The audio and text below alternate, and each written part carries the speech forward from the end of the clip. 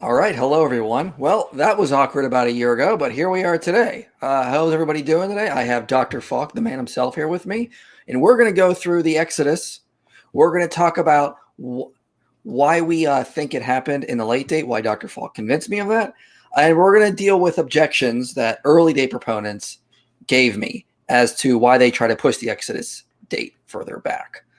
So how are you doing today, Dr. Falk? Thanks for coming on the channel today. I'm doing fantastic. How are you doing? Good, good. And thanks for all the help. I really appreciate it. I think it's been a good and rewarding year. Yeah, I think it's been a great year. I've learned. What was that? It's been great. Yeah, I mean, I've learned a lot and I really appreciate it. That's what I've been trying to do. And so I appreciate the help. For those who are aware, we did just release Exodus Part 1, Exodus Rediscovered, which was entirely remade based on realizing the information in the first one was way off. We're about to release Part 2, hopefully next month. That's still in the editing process. And then Part 3 will be the Conquest, which I think is where some of the best evidence is for the Exodus. I'm still working on the script. Hopefully I can get it to Dr. Falk in about a week or so. I've written up something on all the external evidence, and I just got to do the section on the internal evidence. So that's where we are on that. But today we're going to talk about a lot of the arguments that early day proponents use to try to push the Exodus further back. And so we're just going to dive right in. So as you know, a lot of people have already brought this up in the comments of Exodus Rediscovered, which was that, Dr. Falk, everyone will jump to 1 Kings and they'll say, well, it says it was 480 years, the Exodus occurred 480 years before the Temple of Solomon was built. That dates to about 966. So they do the math and they get to 1446. How do you address that? And why is that not a good way to date the time of the Exodus? Okay, it's not a good way to time the Exodus because it ignores the genre of 1 Kings 6:1. Now, when we look at any text in the Bible, the first thing we have to ask after we assess the grammar is what is the genre of the text? And we know that the Bible is composed of many genres. There's narrative genres, there's poetry genres, there's apocalyptic genres. There is also a temple dedication inscription genre. And this is a genre that we find throughout the ancient Near East. Okay? And when we look at this particular genre, this genre has certain attributes that we cannot ignore when we look at 1 Kings 6:1. Now, first thing is that, obviously, just by the name, it is a genre that refers to the dedication of a temple. Mm-hmm. The second thing, attribute about a temple dedication inscription is it ties it to an event of the distant past. The third thing about that particular genre is that there is a sort of a numerological denotation of time that is not precisely accurate. When we look at all the examples of temple dedication inscriptions across the ancient Near East, one of the most peculiar things we find about these is that none of them are accurate right down to the year. Not one of them, which is very strange. Let's pull up an example here just so you can talk more about that. So, sure. Oh, I accidentally got rid of you there. Let me pull you back in. Okay, so what is this here? We were talking about this yesterday. This is the inscription of Tukulti-Ninurta to the First. Now, he declares that 720 years elapsed from the initial construction of the Temple of Ishtar by Elishama to his own construction. Now, what's interesting about this is that 720 years is a numerological approximation of the distant past. It takes two numbers, 12 multiplied by 60. Now, we hardly have to even explain the 12 because we find it all across the ancient Near East. You know, the 12 tribes of Israel, 12 being sort of that number of perfection, the 12 disciples. But 60 is a little more obscure. Mm-hmm. 60 in Mesopotamia is sort of the magic number of their system of mathematics. They had a sexagesimal system of mathematics, so base 60.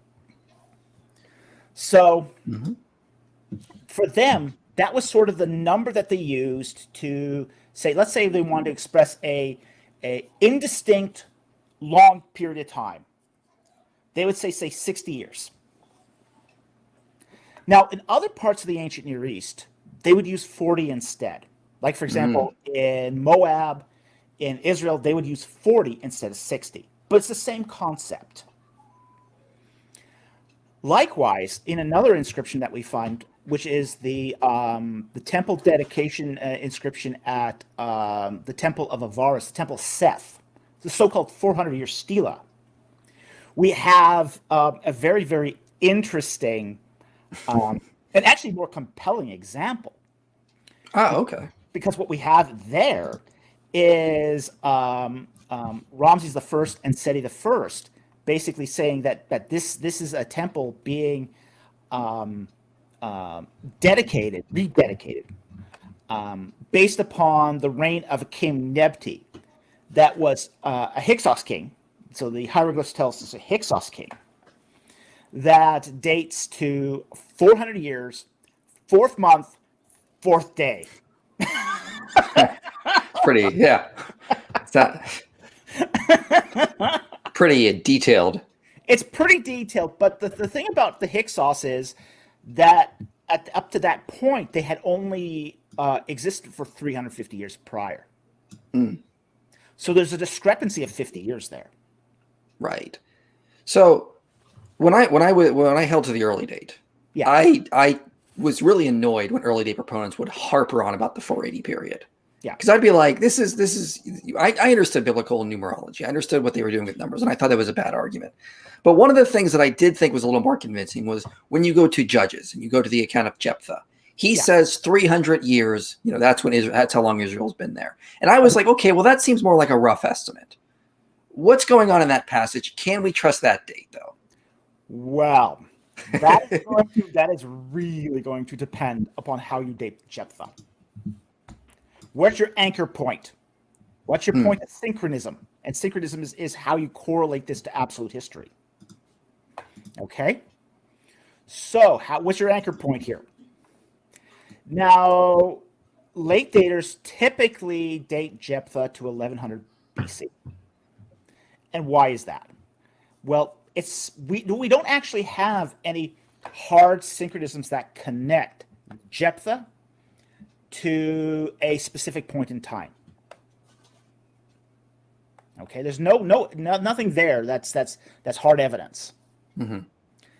In the case of the late date, we sort of figure that the period of the judges is 200 years. You know, from basically 1200 to 1000 BC. So we compromise. We put it smack dab in the middle. Okay, and that makes a lot of sense because given it's a relatively short period of time, we can approximate that. Right. Okay. It becomes a lot more sticky for an early dater because for them, the period of Judges is 400 years. How are they anchoring that? Well, how they are anchoring that is they are taking the date of the Exodus, basically subtracting 300 years to date Jephthah to 1100 BC. So their use of the dating here to try to say that this is a proof for the early Exodus is really circular. Because if they had used the same methodology that, say, the late daters had done, they would be placing Jephthah at say, midway in that span. Yeah, that's interesting. Yeah, I see what you're saying there. Not 1100. Mm-hmm. They're following the same methodology. But they're not following the same methodology. They're actually using the Exodus date to date Jephthah. And then using Jephthah to date the Exodus. Yeah. But he does say 300 years. So doesn't that mean they've been there for more than 200, though? Well, maybe. But so you look at that entire passage and you start getting some... wow. How would I say this? Inaccuracies. Yeah, inaccuracies. It's it's really one of the things we have to understand about the whole Judges 11 narrative is that it's Jephthah's botched attempt to do diplomacy. Okay? Mm-hmm. It's really clear from the passage that Jephthah does not want to have war with the Ammonites. Okay? First thing he says in his response to the Ammonites is, why should we have any conflict here? That's the first thing he says. Okay? That's the first thing he says is, why are you and I having any problem at all here? And he basically, he then goes on to say, well, you know what? This was not your land to begin with. It was the land of the Amorites. Okay? Now that's the first diplomatic blunder he makes here. Because if he knew the history of the Ammonites, he would know that the land had been stolen by the Amorites from the Ammonites. So they do have an ancestral claim to it. Then he goes on to say, well, if the God of Israel gave the land to us, you should be happy with what your God, Chemosh, gave to you. Yeah, but there might be a problem there. There's a problem there. There's actually two problems there. Okay, the first problem is, Chemosh doesn't give land to anyone because it's Yahweh who gives land to both the Israelite and non-Israelite alike. Basically, according to Exodus 32, El Elyon, which is another pseudonym for Yahweh. Right. He gives the land to everyone, pagan and non-pagan alike. Second of all, is Chemosh is not the god of the Ammonites. He's the god of the Moabites. It's the god of the Moabites. The god of the Ammonites was Milcom. Mm-hmm. Okay? Right. So, he the king of Ammon gets to the end of this letter and he just ignores it because he goes, what the heck? This is so wrong on so many levels. So it's like so wrong on so many. He just ignores it. It's just like, am I dealing with a fool here? I mean, that's the response. I mean, if I had gotten that letter, it would be like, what the heck? It's just crazy talk. So it seems like early day proponents then sort of cherry pick the passage. They take the 300-year issue out and then ignore the context that it's in and say, well, Israel had to be there for quite some time. And so we have to push the Exodus date back. So the fact is the 300 years we can't even take as being a legitimate. I mean, everything on this letter is so off the wall. It's so crazy. It's so bizarre that to take that 300 years as a absolute figure is just, that's dubious. Really dubious. Right. And so, and I when you look at it in that issue aside. Mm-hmm. Yeah, and when you look at it in that context, it does make you question what he is talking about. I mean, he can't even get the God right. Yeah, so and this is why he makes that sort of devil's deal, with his own daughter. I see. Yeah, that's an interesting one. I see the connection there. Expecting to actually have to fight the Ammonites. He had become leader over the Gileadites, but without ever with sort of the idea that he wouldn't actually have to fight him, that he could just talk his way out of it. Mm-hmm. Yeah. So that's right. Now he's one other point I want to raise too. Go for it. Yeah. Is that in this particular book? Is that this is not a chronological book. It's not a book arranged in chronological order. True. It's a book arranged in didactic order. Just like the book of Joshua. The book of Joshua is arranged from bad tribes or good tribes to bad tribes. Mm-hmm. The book of Judges is arranged from good judges to bad judges. Mm-hmm. Jephthah is number 9. He's 9 of 12. So he's definitely in the bottom 50 percentile of judges. Mm-hmm. Right. So let's get back to the Exodus date. So we can't trust the dating methods the early date proponents use because they don't understand what's going on in First Kings. They don't understand what's going on in Judges 11. Let's take a slight detour here because this has been coming up a lot lately in comments. You know your good old friend and pal David Rowe, who worked with you're right, but who worked with that documentary that went viral, Patterns of Evidence, and they argue for this fringe theory of the Exodus that had happened at the end of the Middle Kingdom. So you've got the Egyptian history, Old Kingdom, First Intermediate Period, Middle Kingdom, Second Intermediate Period, New Kingdom. Both early date and late date proponents believe the Exodus happened in the New Kingdom. David Rowe wants to redo Egyptian chronology, move it off by 300 years, so that the end of the Middle Kingdom coincides with the Exodus date of 1446 BCE. Now, his new chronology is off the wall. Kenneth Kitchen said he's a crank chronologist. Wow. Yeah, we're not going to get into that because it's impossible. Yeah, it's so bad. I completely agree with you on that. But some Christians who have come to me said, well, okay, let's just reject his new chronology. And we'll agree with you that the dating methods, First Kings and Judges 11, does not tell us the Exodus date. But can we still argue the Exodus happened at the Middle Kingdom, at the end of the Middle Kingdom, and the period of Judges is just much longer? It's like 600 some years. What's wrong with that? Why can't the Exodus be even further back and at the end of the Middle Kingdom?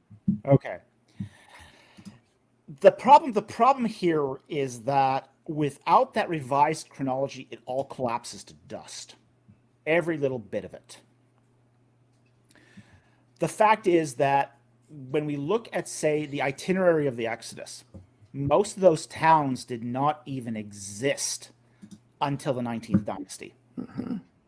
Okay? You've got towns like Migdol. This is a fortress that didn't exist until the reign of Seti I, Dynasty 19. Mm-hmm. So you're proposing, if you say that the Exodus happened during the Middle Kingdom at the end, and really they're talking the end of Dynasty 13, which is sort of, there's a problem with that alone, which is that you're using sterile conjecture to sort of cobble something out of nothing. You're not going on evidence. You're going on the absence of evidence. We don't have something here, so it must be so. That's a really, really tenuous basis to base anything on. Yeah. I've got nothing at all, and that's what I'm going with. Okay. So then you get to sort of, say, the contextualization of, say, the Pentateuch, which, if you look at it, is clearly a Dynasty 19 context. Mm-hmm. And now you've got real problems. You've got a city of, say, Avaris, which is, at that point, it's just a tiny village. It's nothing. It's nothing but a tiny village at that point. It's not a big city. It's not a capital. It's nothing. It's just a sort of a tiny agricultural village at that point. P-Ramses never existed at that point. Migdol never existed at that point. You are, without that revised chronology, it all falls to bits. It all falls to bits. I think, additionally, there's just a lot of problem with the evidence you use. Well, I mean, even if you look at, say, the book of Joshua and Judges, there isn't enough years in there to account for 600 plus years.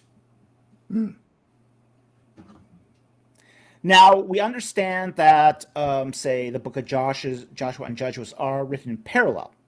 But even if you did sort of construct it, say, linearly, that is going to be highly problematic for a 600-year-old period of Judges. Highly problematic. Yeah, and you just don't have enough years there.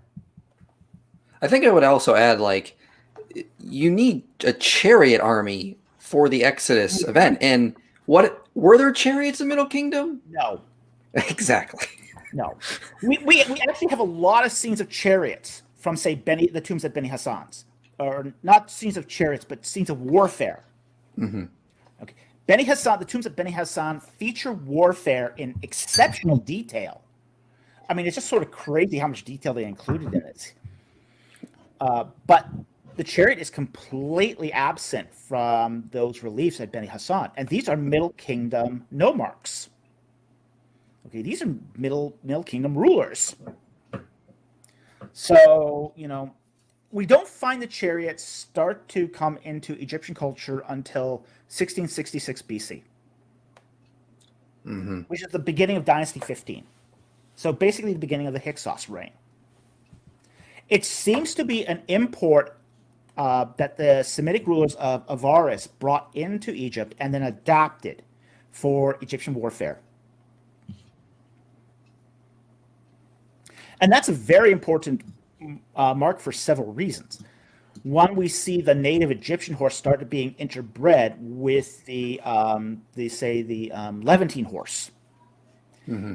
And at that point, we start seeing horse burials, donkey burials, these sort of burials that denote livestock that is actually appropriate for use of the chariot. It's also the first archaeological examples we find of the bit and bridle, and basically what you need to make proper chariots. Right.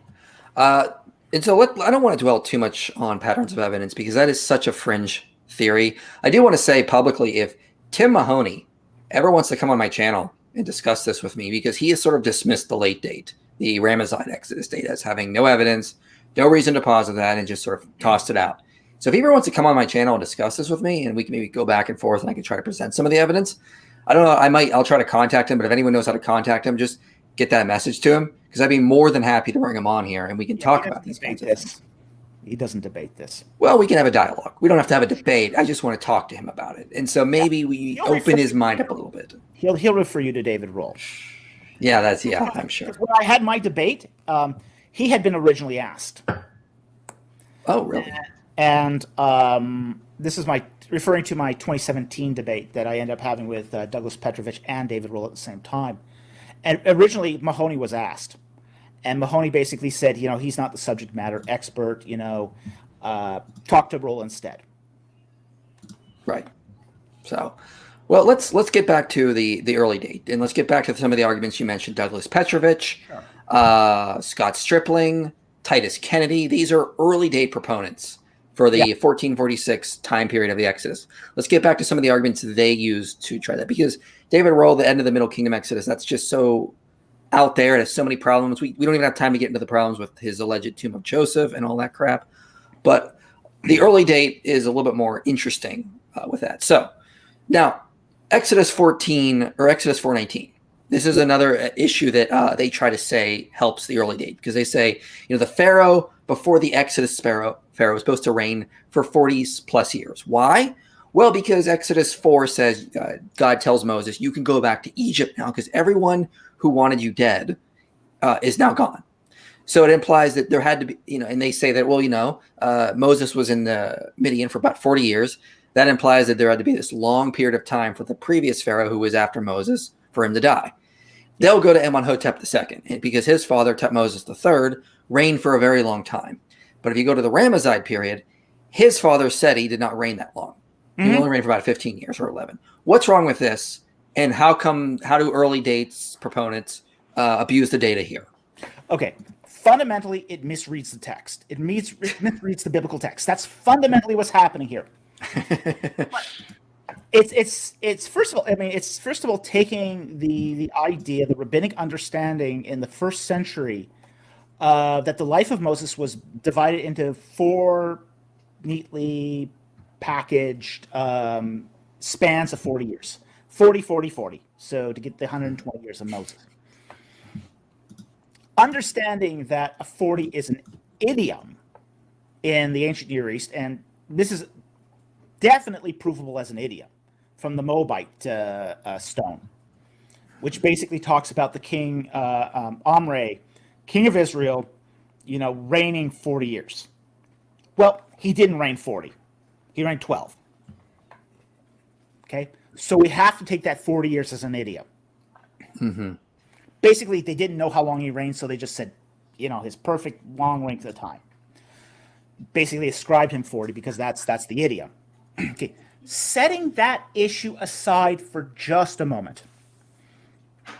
Just reading the text of Exodus 4:19, you can just immediately dismiss that the predecessor of the Exodus king had to reign 40 years. And this is why. And I'm going to read this text. Go for it, yeah. Now the Lord said to Moses in Midian, go back to Egypt, for all the men who are seeking your life are dead.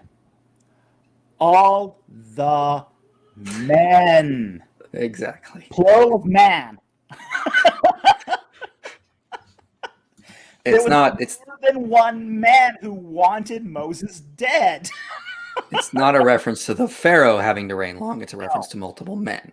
No, it's a reference to multiple men.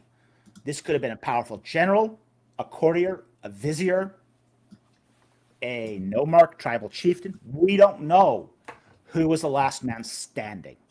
Mm-hmm. Also, to sort of support the idiom, the idea of the 40 years is not how long Moses was actually in Egypt. It's just sort of an idiom. He probably wasn't there that long. Why? Because James Hoffmeyer cites a great verse, Exodus 4:20. So Moses took his wife and his sons, and he had them ride on a donkey, singular. Yes. Now, if he was there for 40 years, he's got his adult children with him, and he's putting his wife and his 2 sons on this donkey. Go back to Midian. It implies they're kind of young still. 60-year-old wife, 60-year-old wife, his 30-year-old children, this 80-year-old man lifting up his 50-year-old and 30-year-old children onto a donkey. Yeah. So guys, you have to understand what the Bible is doing with numbers, like saying 40 years. It's not trying to be literal. I talk about this in my video on Genesis 5. And Dr. Falk talks about this a lot on his channel as well. You cannot, they're not doing what we're doing with numbers. And you got to try to understand those in the cultural context. Well, even when we talk about numbers, they're not using them in exactly the same way. Like, for example, even like when you talk about Genesis 5, that's talking about the lifespan of clans. Mm-hmm. It's talking about lifespan of clans.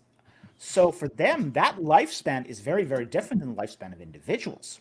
Mm-hmm. True. So, a clan can live 900 years easily. Mm-hmm. Yeah. We have Scottish clans that are over 900. So I'm saving some of the super chats for the end here, but let's just put up this one now because it's kind of funny. So, Dr. Falk, did you find Chariot bits in the Reed Sea? No. Okay, well then let's just move on. Yeah, I love the Ron Wyatt stuff here. So we find Chariot bits at Avaris. Mm-hmm. Okay, Chariot bit has been found at Avaris. We do not find them in the Reed Sea. Neither in, say, the Pelusiac, what's been excavated, the Pelusiac estuary, nor in, say, what some people will sometimes ascribe to the Reed Sea, which is the Gulf of Aqaba.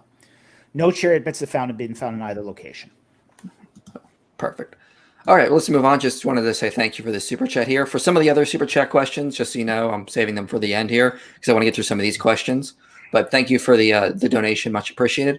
I want to get back to the archaeological evidence with you because this was one of the reasons I held to the early date. It was the Berlin Pedestal. Yeah. And for those who don't know where, it's a pedestal that's been fragmented, and it mentions a couple places in Canaan, and on the end there's another piece, and there was a scholar named Gorg who tried to reconstruct it and says this fragmented piece mentions Israel, and it dates to about 1350 BCE. And I was like, okay, well then that kind of blows the late date out of the water. Now, I did realize that it did not say Israel like it says in the Merneptah stele. But I was like, okay, maybe it's just a variation on the name. And it's about simplification. Why posit an entirely new people group when we got Israel that we know was in Canaan, and it can fit with the early date for the Exodus? Why posit an entirely new people group there that we don't have any evidence through, that ends in some sort of a Yah name that whatnot? It just could just be Israel and just be a variation on the name. What's wrong with that? And what's wrong with the Berlin Pedestal dating it to 1350? You're actually, and you can mention this, well, you may have a paper coming out on this eventually. Yeah, I am working on a paper on this in my copious free time. That's been the problem with that particular paper. Is I've been working on it a long time, and just I haven't had the time to finish it. I think there's a reconstruction problem, and basically, if I say what that reconstruction is, I sort of let the cat out of the bag on that one. Mm-hmm. So I'm not going to mention that, but there is a reconstruction. If I mention what that reconstruction issue is, it'd be obvious to everyone. Mm-hmm. However, many people have questioned the dating of that to the reign of Amenhotep II, not the least of which is Robert Rittner. Basically, he's an Egyptologist. He was an Egyptologist. He's just recently deceased from the University of Chicago, and he dates the pedestal to the reign of Ramses II. Okay, so there's actually at this point, because of the depth of the inscriptions involved here, there's deep misgivings about that original dating by Gork. Okay. Now, one of the things you notice when you look at inscriptions of the New Kingdom is there's this pattern of people doing their inscriptions, and then later king coming on, rubbing them out, and then putting their own inscriptions out over this. During the reign of King Ramses, and even his predecessor Seti I, started doing very, very deep inscriptions to make it almost impossible for people to rub out. I mean, you can go to Luxor and you can stick your hand in some of these inscriptions, and you'll notice that some of those inscriptions are like 6 inches deep into rock. Okay? They're there so that nobody can overwrite them. So then you've got the Berlin Pedestal, which has deep inscriptions. That's going to mark it to a much later date. That's going to mark it to a 19th dynasty date instead of an 18th dynasty date. Right? So then we come to the matter of, say, the captive circle itself. Now, that raises new issues. Okay? That raises issues that, okay, is this we're then saying that just this inscription alone is basically saying that this particular ethnic group or town had been captured and enslaved or conquered. Okay? So by ascribing this to, say, Israel, you're basically admitting that Israel was conquered and captured. That's going to be a problem. The second problem is the whole the transliteration issue on the Berlin Pedestal, which is it doesn't actually say Israel. In fact, in order for Gorg and the others who were involved to actually interpret that as Israel, you almost have to slur your words. It's kind of like, okay, you drink a half bottle of scotch and you might be able to read Israel out of that. It's that sort of deal, because the consonants are nothing like what we know of the toponym Israel. When we look at Israel, we see yis, and it starts with Y. It starts with Y. Even for example, in say Hebrew, it's not Israel, it's Yisrael. Okay. Now, just real quick, I put the Berlin Pedestal up on the screen, and off to the far side, you can see the fragment version that Gorg says is Israel and a variation of it. Just so you people are aware, that's what we're talking about right there. They're trying to reconstruct that and say it's Israel, and then say it dates to 1350, which, as Dr. Falk already addressed, it may not entirely. Yeah. So on the very top part of that captive circle, you have a relief and an aleph, a vulture aleph, and we would normally read this in Egyptian as Iya, not Ya, not Ya. It's not a Y. A Y is a double relief. We find that in the Merneptah stela that uses the double relief. So this is really not like the Merneptah stela at all. The second letter is that sort of patch of papyrus, which is Shah. It's a sheen plus an aleph, so Shah. But this is not anything like what we find in Israel, which has a hard sibilant S. So it's Yisra, not Yasha. Mm. And there's no R here, no resh. What Gork is having to do is he's having to sort of slur a resh in here to make it sort of fit. I mean, it's, as I said, it's drunken epigraphy. It's drunken epigraphy.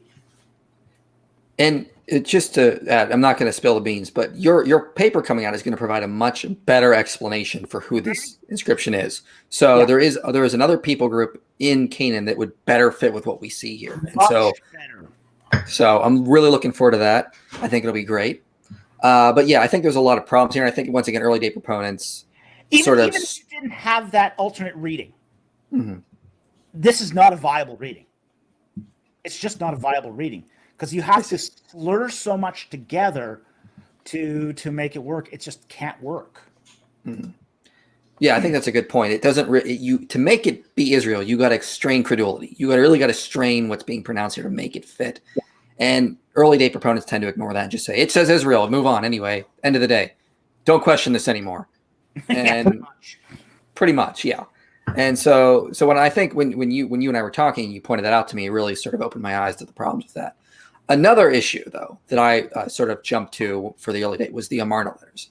And the reason I did is because even Kenneth Kitchen said in his book on the reliability of the Old Testament, it says it sounds like a good a model for how Joshua's conquest would later happen. It seems like they start around the area of Shechem and they raid these certain towns. And you could find, if you go through the Amarna Letters, you could find little correlations here about a people group mentioned in Joshua that shows up in the Amarna Letters, or certain towns that are attacked that show up in the Amarna Letters. And it's like, well, why not just say this is Israel doing this? Because there are connections. And I didn't even agree that Habiru that are mentioned in the Amarna Letters attacking Canaan met Hebrew. I just would say, well, the Hebrews were a type of Habiru. So what's wrong with the Amarna Letters? Why cannot we use that for an early date conquest? Because the Amarna Letters date to about, they want to say 1400, but really it's a little later. It's about in the 1300s with Akhenaten. 50s. Yeah, you could. They do try to say that they want to push it back to the 1400s, and it's kind of, you can't push it to the 1400s. Okay, so let's talk about that. Why can't you do that? And then you can push it only as early as 1389. Okay, because 1389 is the beginning of the reign of Amenhotep III. Now, the Amarna Letters that we have date to the end of his reign, not the beginning. But the end of his reign is 1351. Now, just for the audience understands, the early day proponents want to say the conquest happened during Akhenaten's father Amenhotep III. Yes. And these Amarna Letters are not dating to the reign of Amenhotep III. Some might be. Yeah. Basically, these are the ones that we have from Amenhotep III are sort of the ones that sort of drifted in after his death. And this is very common, where a king would die and the new king would get a few letters coming in that were sent in transit. Mm-hmm.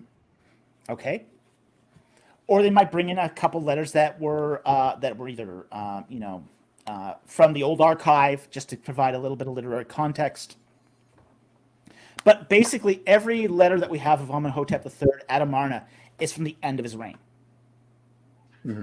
So yeah, and that's so just So just for clarification on chronology, guys, so the audience knows, early day proponents want to say that the conquest is happening during or before, about the beginning of Amenhotep III. Okay, so but the Amarna Letters, Letters go much further up in time to the end of his son's reign. So they don't really date to the time the early day proponents say the conquest happened. Yeah. This is going to be a huge problem. The whole Amarna letter thing is going to be a huge problem for the early daters. Part of the reason why is that the Amarna letters mention the city of Hatzor. And they complain about Hatzor. Okay? Basically, what the letters we get from, say, the Levant, is they're complaining to Akhenaten.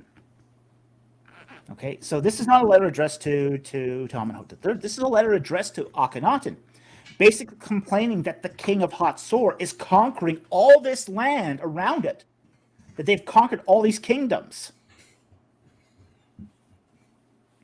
Okay? Now, if you look at, say, the lifespan of Joshua, and Joshua is attributed to having destroyed Hatzor. If we assume that Joshua lived 110 years, just assume that for a moment, as the Bible said, that's not an idealized date, that's an actual literal date.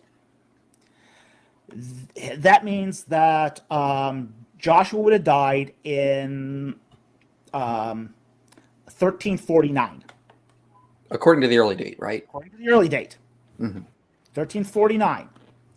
This means that Hatzor was conquered in the last 2 years of the conquest. If conquest is defined as the life of Joshua. Okay? We know from the biblical text that Hatzor was not conquered at the end of the conquest, but at the beginning of the conquest, in that first 5 years. Because they conquer Hatzor, they destroy Jericho, and then they go and have their council to divide the land. And then each tribe is responsible for securing their own inheritance. This is very problematic to have Hatzor destroyed at the end of it. Now, interestingly enough, the Bible talks about the conquest of Jericho, that it's after, the Bible even notes that Hatzor had conquered 5 kingdoms, a bunch of kingdoms, and then had, settled into a peaceful role. And they're coming in after Hatzor had made its great expansion. So to have the Amarna Letters talk about Hatzor expanding Yeah. doesn't sync well with the biblical text. Yeah. And so it seems like early day proponents just sort of like manipulate the data. They'll say they... Now, that's sort of, I'm sorry. I kind of rabbit trailed off of your original question here, but let's talk about the Habiru. Okay, yeah. Because just real quick, again, as you'll see, they with the dating of the Amarna Letters, they sort of manipulate it. They push it much further back to when they actually are dated to the beginning of Amenhotep III, when they should be at the end of Akhenaten. But what about the Habiru and the Amarna Letters? Don't they sound like the Hebrew? Well, cosmetically, Habiru does sound like Habiru. The one thing we have to understand about the word term Habiru is it's a class distinction. It's not an ethnicity. It means outcast, mercenary, bum. Okay, that's what it means. And we find this dating to to long before the Hebrews. Terah of Urkesh writes to the king of Mari. He was the former ruler of Urkesh. He's exiled because his own people threw him out.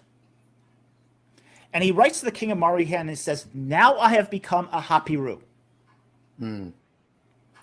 He wasn't before an Hapiru. He does become an Hapiru, which means he's a bum. He's a mercenary. He's itinerant. Okay? It's a class distinction. Now, like all class distinctions, some Israelites are Hapiru, some are not. Some Israelites are Amorite, some are not.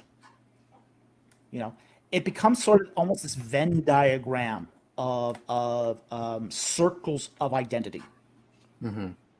So not all Israelites are Hapiru. Some are. The problem with the Hapiru in the Amarna Letters is they're the wrong place, the wrong time. Okay? Here's the key problem with identifying the Hapiru in the Amarna Letters with the Israelites, is they're too far north. Right. The major concentration of Hapiru is in their attack against Byblos. Byblos is in Lebanon. The Israelite conquest never made it up to Lebanon. Nope. The furthest north they got was the tribe of Dan. Mm-hmm.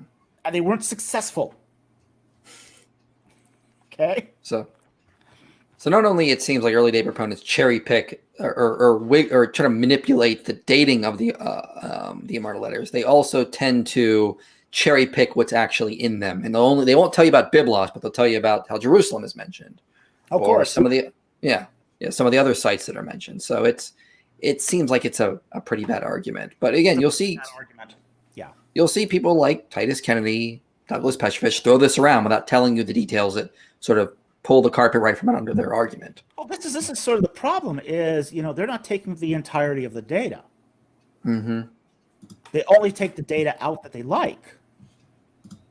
That's going to be really, really a problem every time you have to make a sober evaluation of the evidence.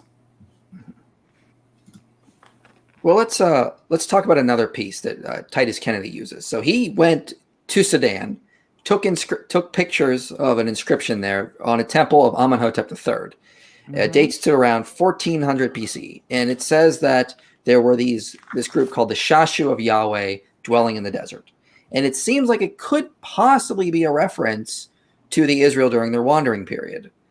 With the early date, that's kind of when they want to say that Israel was still in the desert getting ready to invade Canaan. Mm-hmm. What's up with the Shashi of Yahweh inscription dating to around 1400 BC? Would that help them in arguing that the Israelites were already in the desert at this point? No, it doesn't help them. Well, of course, we know that. These are leading questions. Of course, they're leading questions. I thought I'd just throw that out there, though. No. Okay, here's why it doesn't help them. First of all, it's not the Shasu of Yahweh. It's the Shasu of Yahoo. Okay? We don't know what is being referred to by Yahoo. And that's the seminal problem here. It's a delicious chocolatey milk drink. It is. Yep. Delicious chocolatey milk drink. The problem is the text of from the Temple of Soleb is very fragmentary. It's very, very fragmentary. But we are fortunate in that the Shasu of Yahoo is actually sandwiched between its previous line and its following line.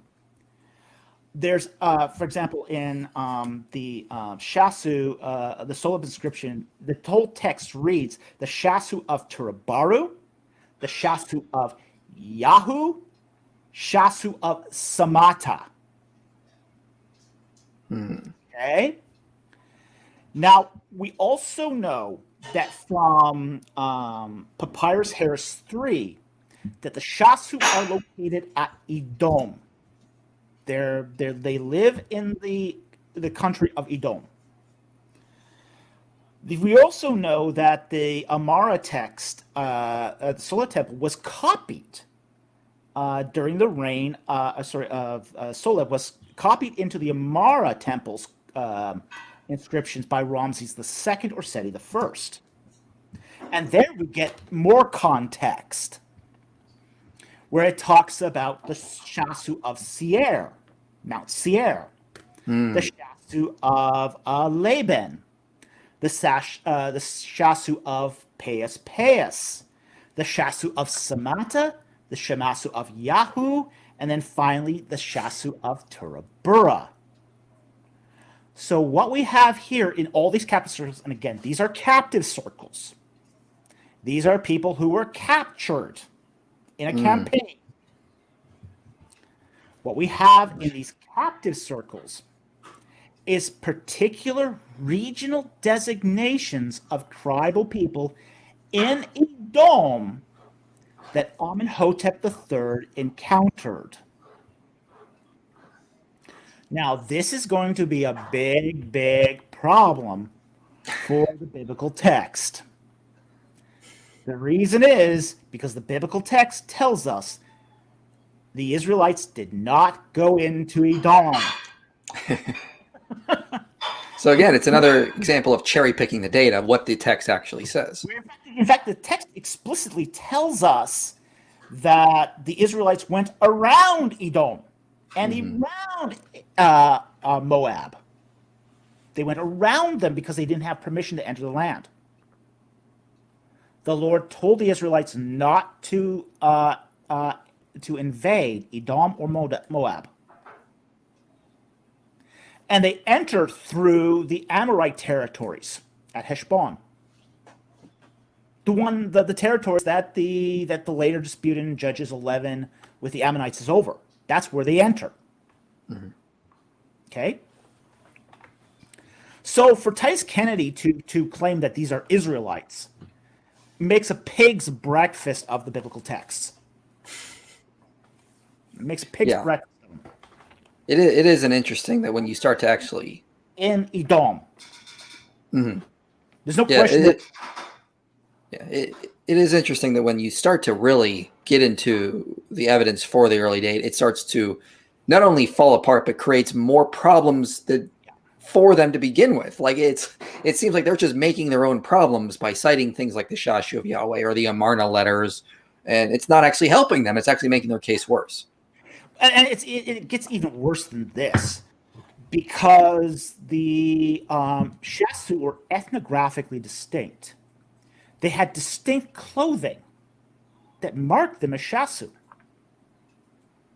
When we look at, say, for example, the conquest inscriptions at the Cour de Cachet at Karnak, you have, Shasu at the bottom, but then you have these other Semitic peoples that are dressed differently, who are not Shasu by any stretch of the imagination. And Larry Stager and Mark Jansen, conclude that those are Israelites. So when you got somebody who is as ethnographically distinct as the Shasu, they have very elaborate garb. Mm-hmm. So to then claim that these are Israelites, that's sort of stretching the evidence real thin. Yeah, I like the way you put it there. I think that really puts it in perspective. So we're going to go to super chats here in a minute. So we'll start going through those. If anyone has it, I'm going to have one more question for Dr. Falk, and then we'll start moving for those. If we have time, maybe we can tell a story about Douglas Petrovich and his fun view of the Nephilim. But if not, we'll save it for another time. But so final question on the problems for the early date. Doesn't this create a huge time? Doesn't the late date create a huge time compression for the judges? You have the Exodus in about 1265, Conquest about 1225 around that time, lasts for a couple of years, and then you got to compress all these judges into this limited time in between, about 200 years or so between him or the Joshua and King Saul and King David. Doesn't that create a problem for the late date? No, it doesn't. The reason why it doesn't is because the whole Joshua and Judges thing is told in parallel. Mm-hmm. Now, when we look at that parallel sort of structure for Joshua and Judges, it's more of a problem actually for the early date than it is for the late date. Reason why is because it is told in parallel, because it's a didactic presentation of the text, not a chronological presentation of the text. You now have to fit all those years into whatever time frame you're doing it in parallel. So each of those 12 accounts has to sort of fit into sort of the time frame of whether it's the 200 years or the 400 years. Can you, for the audience, tell what you mean by parallel? By parallel, okay. Because Joshua and Judges are not written in a sequential order. They're not written based historically, like Western history basically does its recollections in sequence. So you have event A, followed by event V, followed by event C, followed by event D. And we tell it in this sort of single-threaded line of narrative. That's Western history. Eastern history is often told in parallel, where you have account A, occurring at the same time as account B, occurring at the same time as account C. So you're sort of expected to jump back when you hit account B and start over with the clock. It's a multi-threaded approach to the texts.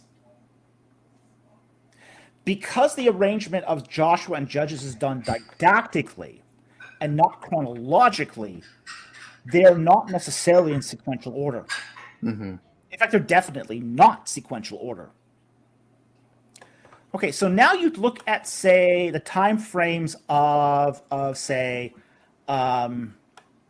Judges, where you have 480 good years. But you also have 90 years of, or plus or minus, of bad years. Okay? That's, in the case of where you were just, early days typically ignore the bad years. Just say, oh, there was 480 years in Judges. Well, you're not then considering the years of the oppression. Okay, so even the early daters have to scrap the idea of sequential history. Mm-hmm. So both early daters and later daters have to read this text in parallel. Mm-hmm. Okay, so now that we have that established that both parties have to read this text in parallel, what then is more likely?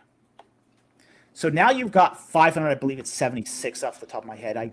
That may not be correct, the count, but when you add the good years with the bad years, you get over 507 years. Now you'd have to divide that by 12, one for each account. Which is going to be more likely? Yeah. Are you going to be able to stretch that out over a 400-year period? Are you going to be able to, or is that more comfortable in a 200-year period? Yeah, and so it seems like there's a lot of overlap. But Kenneth Kitchen talks about this in his book. You can't avoid it. You can't avoid the overlap. It's there whether you're an early dater or a late dater. It's just which one's going to be more likely given the sort of parallelism that we find there. And for people who want more on that, Kenneth Kitchen's got a great section in his book on the reliability of the Old Testament where he basically explains this. So I do want to, before we move on to the super chats, I do want to plug Dr. Falk's channel, Ancient Egypt in the Bible. He does weekly Q&As. So if you go subscribe to his channel, you can follow him there, and you can sign up, and then you'll get notifications on when he's going to do a Q&A. You can ask him any question you want. Send him a super chat. It will help support his channel, help support his growth. We want to do more of that. So subscribe to his channel, and you join his weekly Q&As if we don't have time to get to every question here tonight. Obviously, we won't.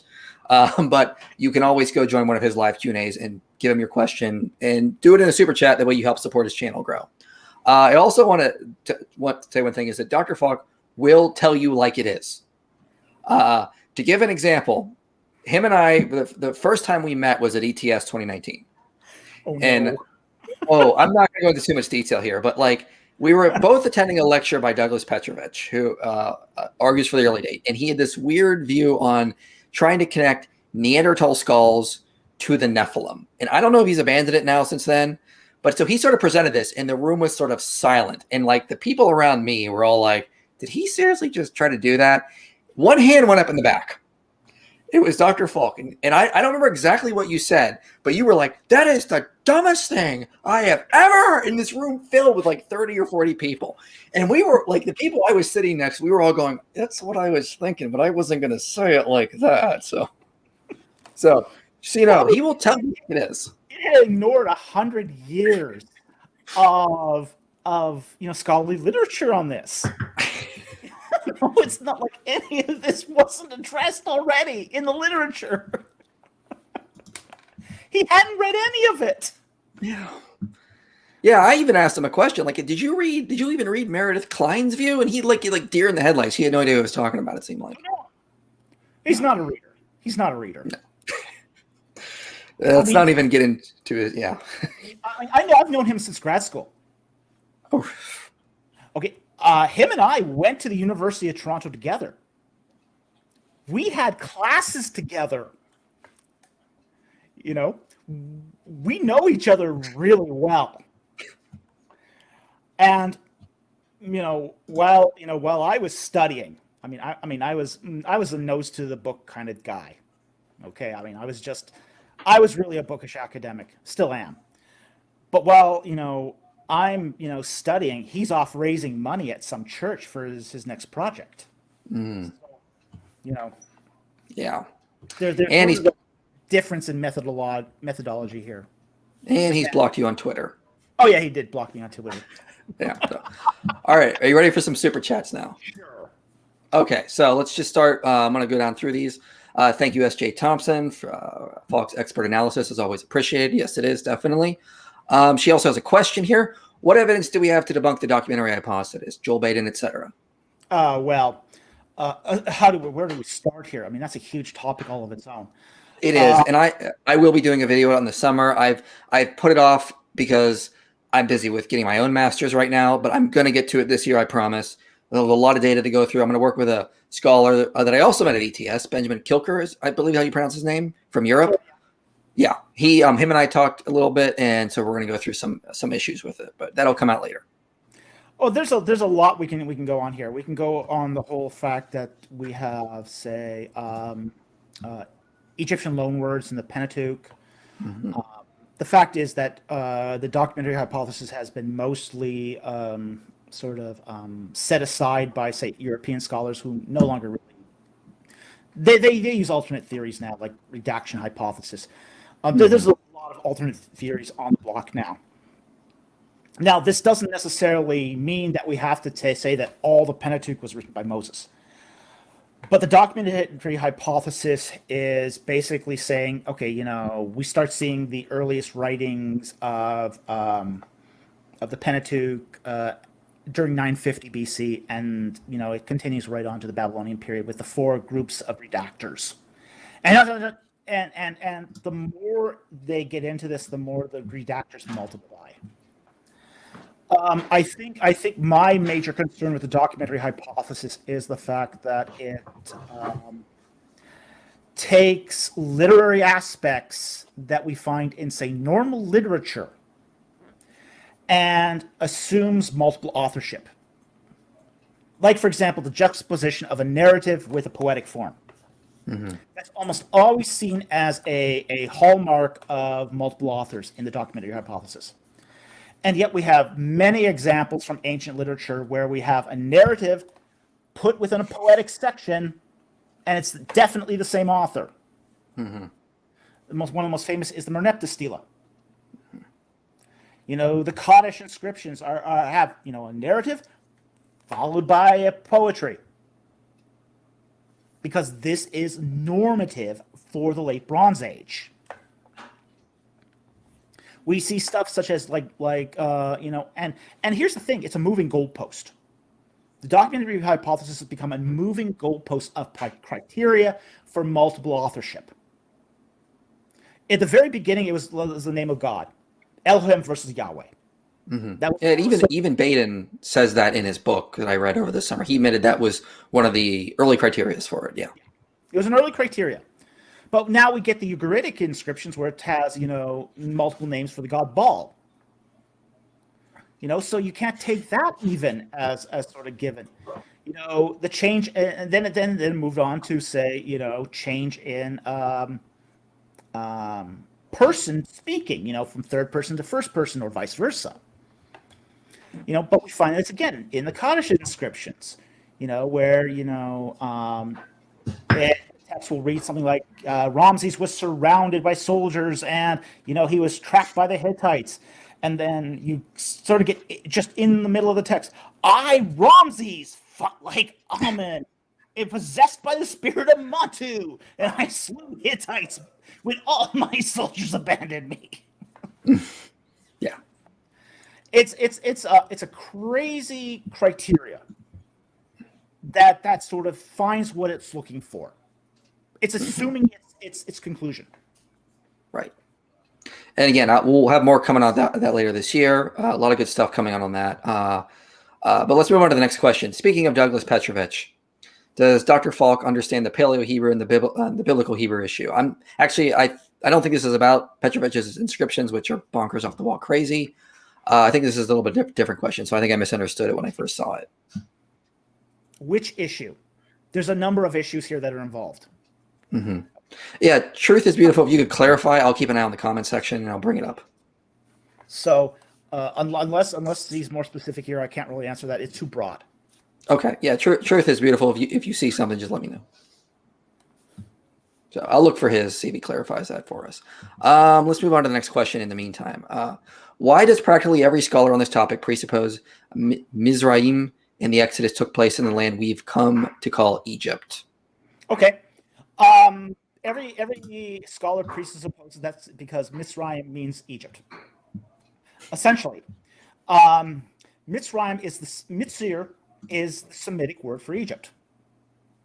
Okay, every scholar accepts this.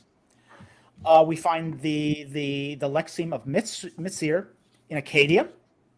Okay, so it's found in the Akkadian. It's found in Ugarit. You go to Egypt today.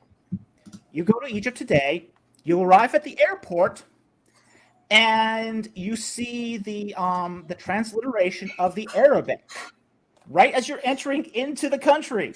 Past the entry port gates that says, "Welcome to the Republic of Mitzir." Mitzir is also the Arabic word for Egypt. Okay. So Mitzrayim is just the dual form of Mitzir. Now, the interesting thing about this is, unlike other Semitic languages, Hebrew actually talks about it in the dual. Now, this is very, very interesting because in ancient Egypt is also talked about in the dual. The king of Upper and Lower Egypt. Okay? The king of Egypt is called the Nibtaweh, the Lord of the Two Lands. So it's very, very interesting that while all the other Semitic languages talk about Mitzir in the singular, Israel in Hebrew talks about it in the dual. Egypt talks about it in the dual. Very interesting. Mm-hmm. We did get clarification from Truth is Beautiful, so let's put that up here. Does he think that Moses wrote in the Hebrew that we have now or an earlier language? Okay. I think that Hebrew, like all languages, are languages in development. Okay, languages change over time. It does appear that the Hebrew of the Torah is an earlier phase, basically classical Hebrew, which would then be superseded later on by what we call Middle Hebrew of the 8th century BC. Okay. Now, what does the Hebrew of the Israelites look like when they come out of Egypt is an open question. It does seem that there was a local dialect of a Semitic language that was sort of endemic to the city of Avaris. That language was, say, West Semitic. It probably had Amorite roots. But also Hebrew would have developed further as, they wandered the Sinai as well. Mm-hmm. And part of that is because once they left Egypt, they're no longer in contact with Egyptians in general. They are now having, contact with the various Semitic tribal groups that wandered the Sinai. Mm-hmm. So you have 40 years there of potential development of the language. Now, I think he's also alluding to the idea of, did the Israelites write in an alphabetic script? I think they did. Mm-hmm. I think it's the alphabetic script we know now goes all the way back to the early Bronze Age, roughly 2350 BC.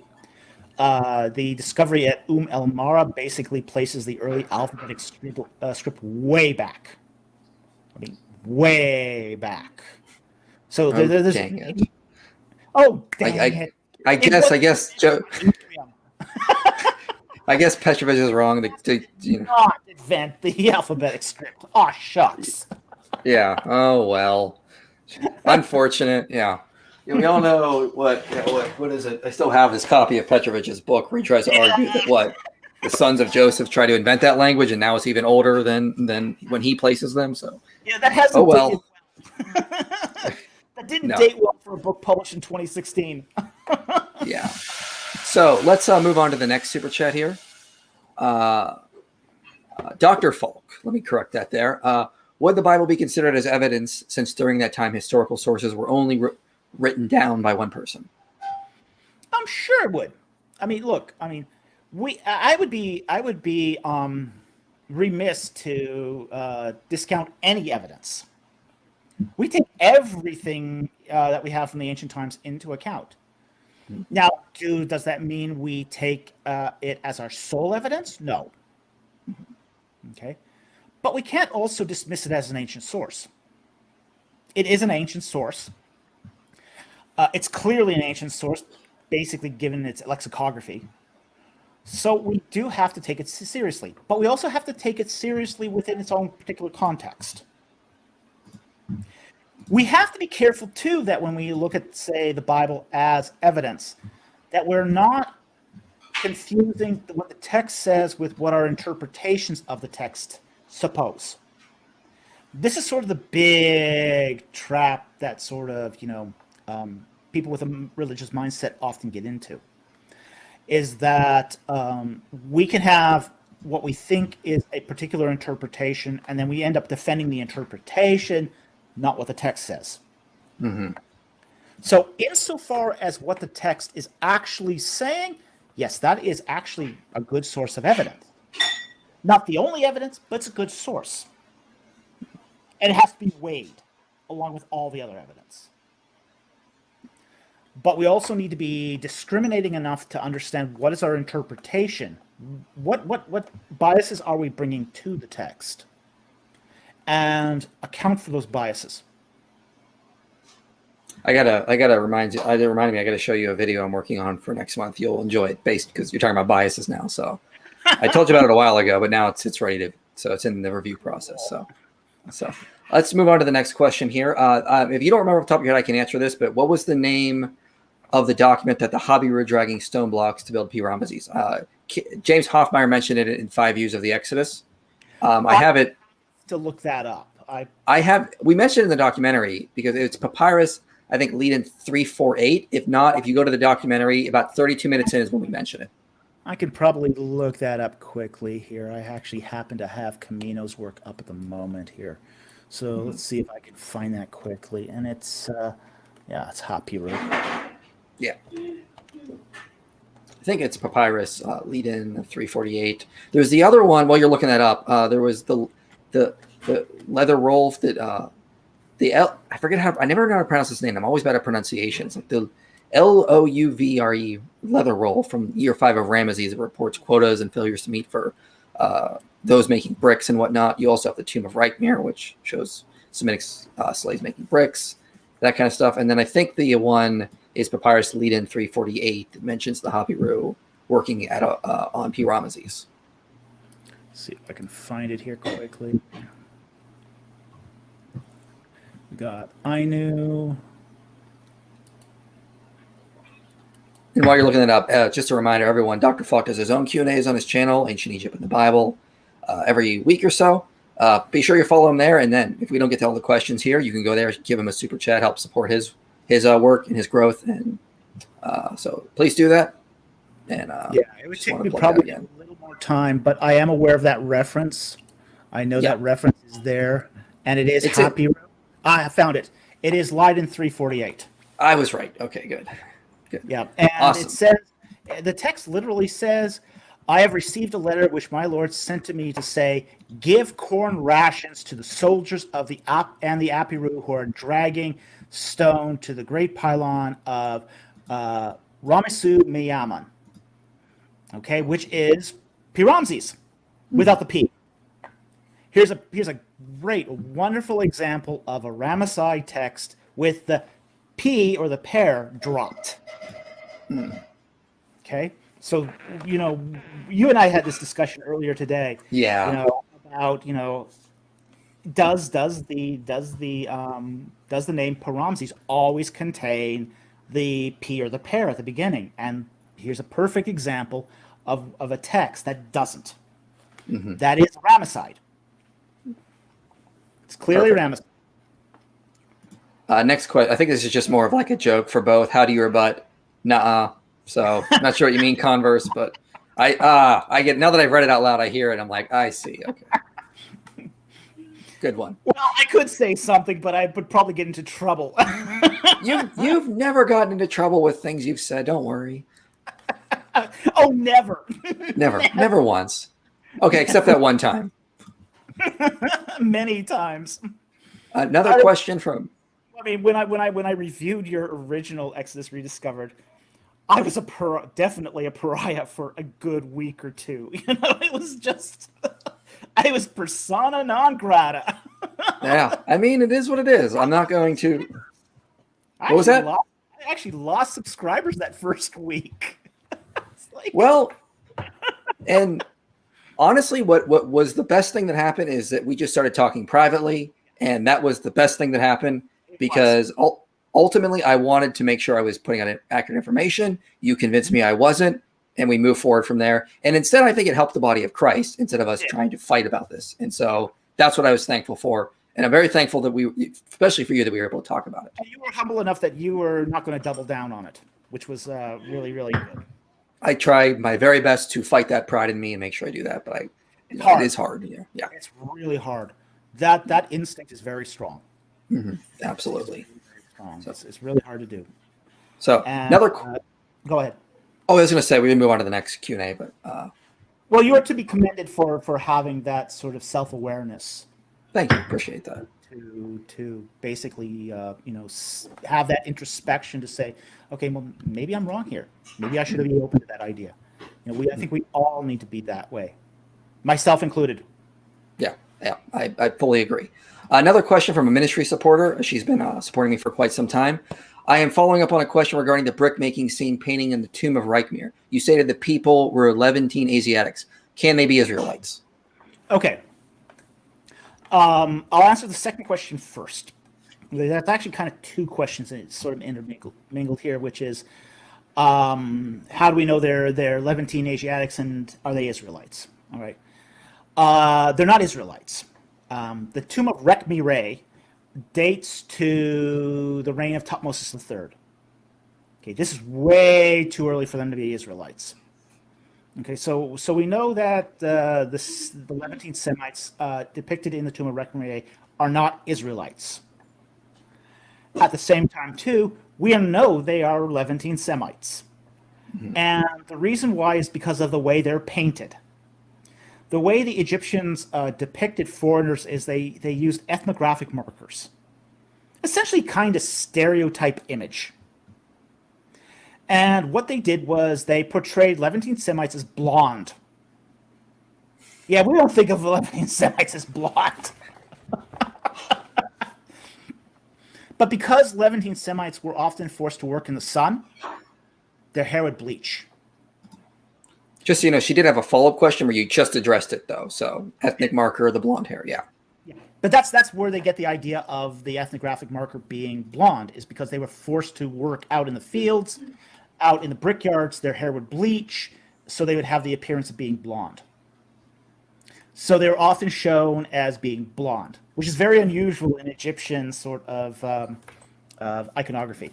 Very unusual. Mm-hmm. Let's move on to the next question. This one I'm not really sure if we can answer because I've not watched a lot of Dark Matter for a very, very long time. Do you believe people like Dark Matter 2525 who satire the Old Testament are ethnocentrics? I think he does cartoons making fun of the people in the Bible. I think that's what he's getting. I've never watched Dark Matter.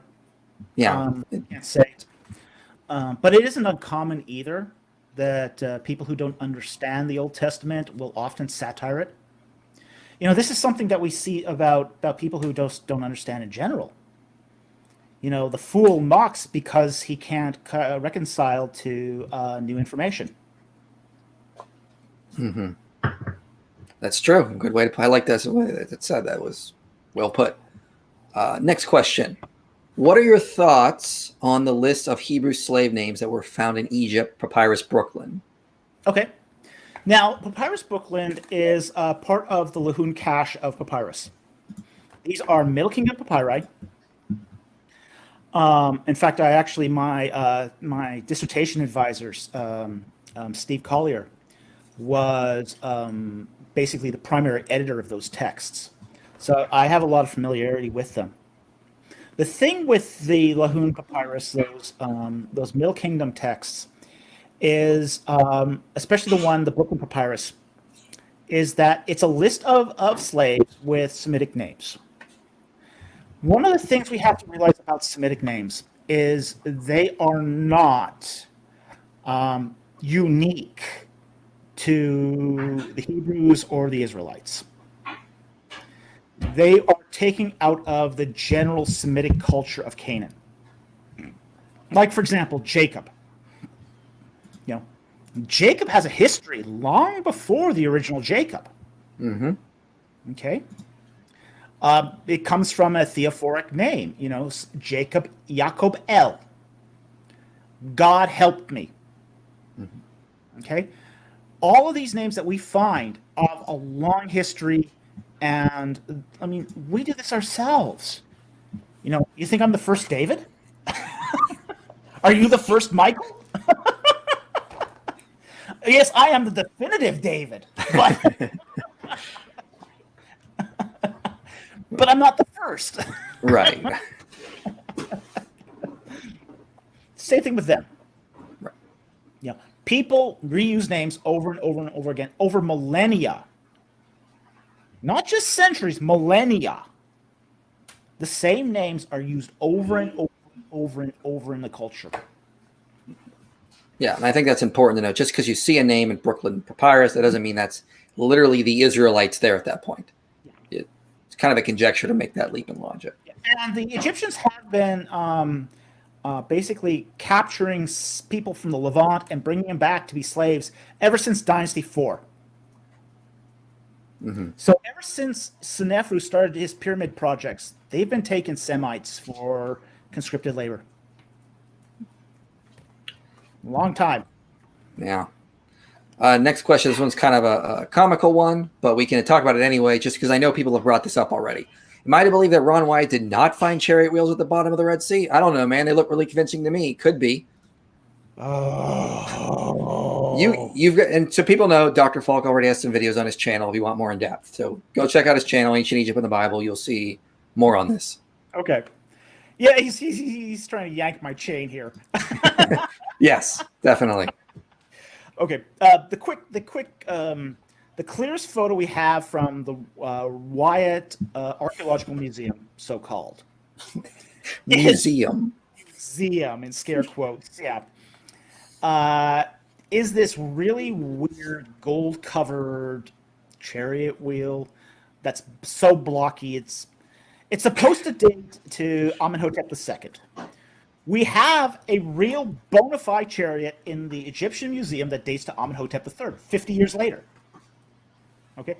The two look nothing alike. What Ron Wyatt took a photograph of isn't even convincing as a chariot wheel. It's in no way it could be a chariot wheel. It's just doesn't have the structure. I mean, this thing would be so wobbly because it doesn't have the axle. Mm-hmm. There's an axle assemblage on a real chariot wheel that keeps the wheel. You know how you would stick a pole through, say, a disc, and you start getting it spinning, get it spinning real fast, and then it starts wobbling, blah, blah, blah, blah, blah, blah, blah, like that. Okay? The Egyptians compensated for that by having a long axle assembly. Wyatt's chariot wheel has no axle assembly. I can't believe Ron Wyatt lied again. Oh, really? You mean he really didn't dive 200 feet below the sea level in the 1980s? When they could, yeah. No, they didn't have that technology then. At that point, I'm pretty sure. Inconceivable. Yeah, I'm sorry. For anyone watching it, don't take Ron Wyatt seriously. He even Answers in Genesis said he is basically a liar. They have debunked his stuff. If Answers in Genesis who is going after them, and we know they have their own problems, then you got to understand Ron Wyatt is pretty crazy. He did not find chariot wheels at the bottom of the Red Sea. He did not find Noah's Ark. He did not find blood under where Jesus was allegedly crucified and the lost Ark of the Covenant, and then do a DNA test and bury it and not tell anyone. It's literally what he said he did. Yeah, it's... He's a charlatan. Yeah. He's a charlatan. Charlatan. Absolutely. Here's a more interesting question. Is there evidence that Moses wrote the Torah? And we will be talking a little bit about this in part 2 when we talk about the wandering period. Okay. When we talk about Moses, we're having to deal with that the only evidence that we have from Moses is the Torah itself. Now, when we look at this, we're going to have to engage some evidentiary problems with Moses. Now, when we look at, say, it would be very, very difficult to have an Exodus prima facie without a figure like Moses. When we look at the protest movements of the late Bronze Age, and there actually is a couple of them, we do find a couple protest movements, especially at the workmen's village of Deir el-Medina. And we find a very, very interesting parallel between those protest movements and, say, the Exodus. One of them is that at Deir el-Medina, the leader of the protest movement isn't actually from the workers there. He's actually a Magi. And the Magi basically goes to the workers that, okay, you're living under a dictatorship.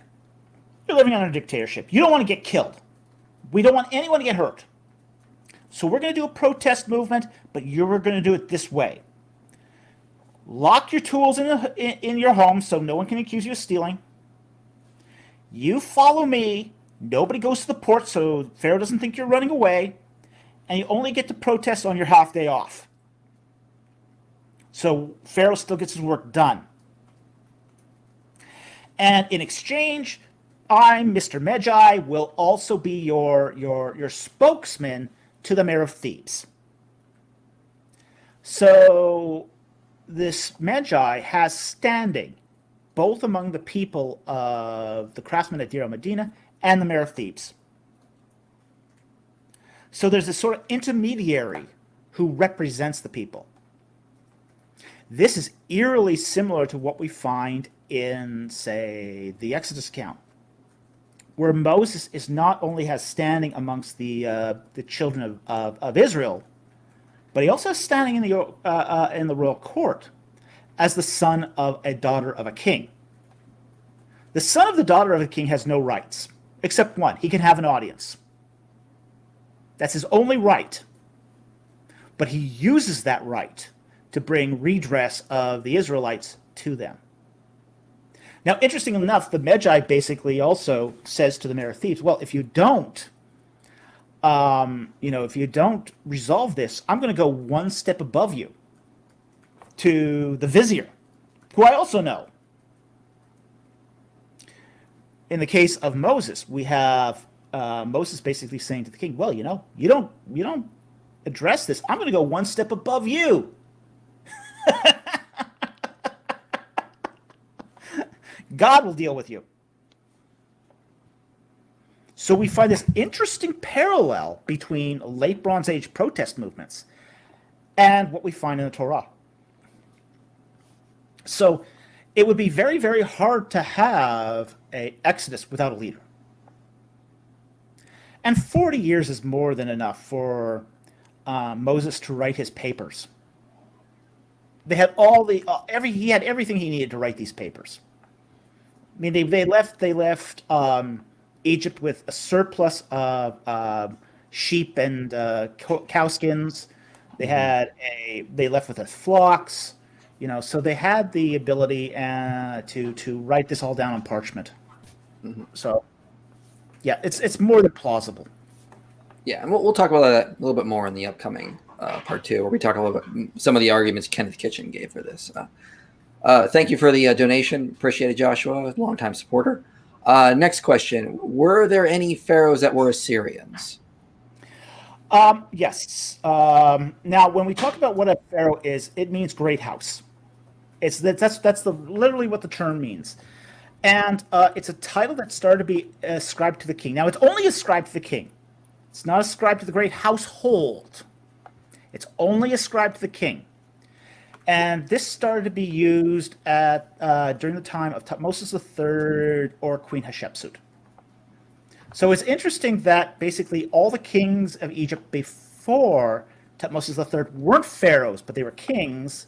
But every king after Tutmosis III was a pharaoh. So when the Assyrians invade, Ashurbanipal becomes a pharaoh, Esarhaddon becomes a pharaoh, and they're not Egyptians. Likewise, when Egypt becomes conquered by the Greeks, under Alexander the Great, he becomes a pharaoh. And after the Romans, Augustus Caesar becomes a pharaoh. So it's just a designation, meaning that you're a king of Egypt. Do you think it's a problem that the Bible says that the pharaohs were pharaohs during the time of Joseph or Abraham? No, because it's a retrojective text.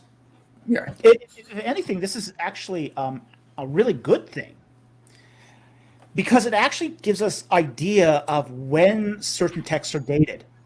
Mm-hmm. Like, for example, when we talk about, say, the narrative of Joseph, first of all, it talks about Pharaoh. Okay, so now we know that, say, the book of Genesis had to have been written after Tutmosis III. But it also tells us that Joseph settled his people, and Goshen was the land of Ramses. Okay. Now, the land of Ramses is the tribal ancestral holdings of the Rameside clan. Essentially, the forebears and successors of Ramses I of Dynasty 19. So this tells us that Genesis had to have been written after Ramses I. It also is a good thing, too, because it makes it uncontestable where the land of Goshen really was, which is around the city of Avaris. Because we know from Egyptian texts that this is the land holdings of the Rameside clan. So there's no mistake where the Israelites were. No mistake where Goshen is. No mistake of when that Genesis text was written. So it's a good thing. And it's retrojective text. Now, we use retrojective text today. For example, when we talk about, the prehistory of North America. Well, North America wasn't named America until the 16th century, under Amerigo Vespucci. He names the continent of America when he does his maps. But prior to him, we retrojectively, when we talk about, say, pre-colonialization of America, we are using a retrojective term. And that's okay. Yeah, we do it the same with China. Like, it wasn't called China before the Qin dynasty, but we could talk about the ancient Shang dynasty of China. And it's like, yeah, same kind of concept. It's not a big deal that the biblical authors do that. Not at all. Okay. So I think this is the last question. Did ancient Egypt and other nations have concept of unique being like God of Israel, since Deuteronomy 32:8 talk about God divorcing the nations? So I think the question is, did they also have this concept of like a head God divorcing the nations or dividing them up? No, they didn't have that. There is some in the work of like Philo-Biblos, for example. He mentions this. Yeah, that's really late. Mm-hmm. That's really late. That whole idea. We're getting really into sort of the Council of Gods, Hyzarian theology here. And I've got some issues with that, and I think that's sort of a topic that's sort of beyond the scope of what we're talking about here. I've got some sort of text. I have some issues with how Heiser reads some of his texts here. I do agree with him in some respects, especially when it comes to Iron Age texts and temple literature. But when you start grafting that onto, say, Torah, I think there's a contextual problem there, which is attempting to read Torah according to Second Temple literature, not Late Bronze literature. Mm-hmm. And Late Bronze literature doesn't have any of this. It doesn't have this concept of God divorcing the nations or each god being given their nation. That's not something you find in Late Bronze literature. Yeah. I know Simon Parker said there might be one, but he was unsure of the translation. I just remember talking to a scholar about this like 2 years ago, and he mentioned some possible text mentioning it, but it's vague at the best. Very vague. I know. I know Mark Smith does think it was like a Canaanite belief that the Israelites inherited, but I think that's about it. Smith is really working on a deficit of evidence. His evidence is ultimately Second Temple literature. Mm-hmm. So there's an anachronism happening here. Mm-hmm. So this is why I'm very, very reticent to throw my lot in with Smith here, is because there is that anachronism that he's using. Cool. All right. Well, I think that's the last question, which is good. We've been going for over an hour and a half. So in conclusion, any final thoughts on the early date? Can it be saved? Is it at all useful, helpful? No. Yeah. It can't be saved, really. I mean, you're run into so many problems with not just the archaeology, but the biblical text itself. I mean, if you're going to say that we're going to double down on the early date, you are then going to have to change a dozen or more biblical texts to make it all work. You're going to have to say, okay, Piramses, well, that's a redaction of Avaris. Pithom, that's a redaction of something else. You're going to have to say that Migdol is, something that's added by a later editor. And then you're outside the scope of a Torah that's written by Moses. Mm-hmm. You're going to have to go to the book of Joshua and say, well, Hatzor wasn't really destroyed with fire by Joshua in Joshua 11:11. You're going to have to now say that it was destroyed by Deborah, just because the stratigraphy at Hatzor is so pristine. There's only a 1200 BC destruction there at Hatzor. Despite what Brian Wood said. Yeah, despite what Brian Wood said, I mean, it's crazy pristine at Hatzor. We find consistent Cypriot ware being used from the early Bronze Age right until the late Bronze.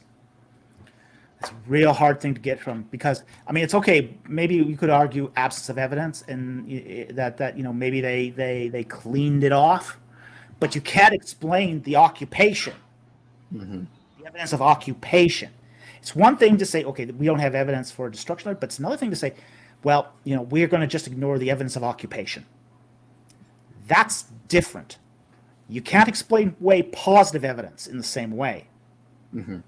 Very difficult to do. Yeah, I think that's a good point. And the fact we also now have correlating destruction layers between Hatzor and Jericho. Mm-hmm. I don't think the early date can be salvaged in any way. Yeah, and when we get to the conquest, we'll talk about the latest reports from Jericho. We'll talk about Hazor. We'll talk about one I think is one of the best pieces of evidence at the beginning of Israelite material culture, the population explosion. I mean, there's a lot of things that align quite well with the late date in terms of conquest. If I would have studied the conquest before I studied Exodus, I probably would have never even held to the early date, because it's so hard to put a conquest in the middle of the late Bronze Age. It needs to be at the end of the late Bronze Age. Mm-hmm. Yeah, it does. Yeah, I don't think you can. It was really interesting. One of the things we noticed, for example, in the patterns of evidence films, and I thought this was really ironic when they start asking the scholars, was there an Exodus? And scholar after scholar was saying, well, no, there wasn't an Exodus, but if there was an Exodus, it had to be during the reign of Ramses II. And scholar after scholar was more sure about when it happened than whether or not it happened. Mm-hmm. Yeah. That is hugely telling. And then they cut the rest of that part out, so you don't hear why they think it is. And again, when I went and saw that in the theaters, I didn't know that much about Exodus at the time, but I was like, for a time being, I was convinced of that case. And then I started reading the replies and critiques of it, and I'm like, oh, this is bad. Yeah. So, all right. Well, again, let's just subscribe to Dr. Falk's channel, Ancient Egypt and the Bible. He'll do some more Q&As. He got some other great videos coming up. We'll have parts 2 and 3 out on the evidence for the Exodus coming out hopefully soon. And thanks for everybody for coming to this. I hope this was helpful to understanding why the early dates do not work and why we need to go with the Rameside date for the Exodus. It is the only time the Exodus could have happened based on the biblical and archaeological evidence. So, anything else you want to say, Dr. Falk? Nope. It was a great pleasure to be here. Really enjoyed working on this with you. It was a thrill to be involved. Yeah, absolutely was. And appreciated so much help. Hopefully, maybe we'll do another one of these after the conquest. Maybe we'll see if we can schedule something like that. Talk about some more objections from liberal scholars. But yeah. All right. Thanks everybody for coming. We'll see you next time.